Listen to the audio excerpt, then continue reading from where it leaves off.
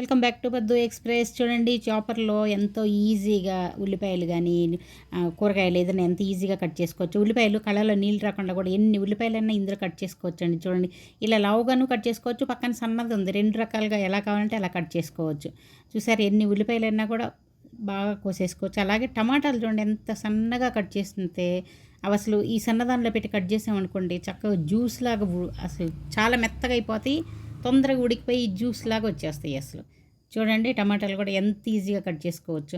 చూసారా, ఇది లావుగా కట్ చేసుకోవచ్చు, ఇది సన్న దానిలో పెడితే ఇలా మెత్తగా అయిపోయి అసలు మనం స్టవ్ మీద వేయంగానే కూడా మెత్తగా ఉడికిపోయి గుజ్జు గుజ్జుగా అయిపోతుంది. తర్వాత క్యారెట్ బీట్రూట్ మనం కట్ చేసుకోవడం చాలా కష్టం కదా, కొంచెం గట్టిగా ఉంటాయి కదా, చేత్తో కట్ చేయాలంటే ఎంత టైం పడుతుంది. ఇక్కడ చూడండి ఎంత చక్కగా అన్నీ ఒకే లెవెల్లో వస్తాయి ముక్కలు కూడా. చూడండి, బీట్రూట్ మన చేత్తో కట్ చేయాలంటే ఎంత హార్డ్గా ఉంటుంది కదా, ఇందులో చూడండి ఎంత ఈజీగా కట్ చేసుకోవచ్చు.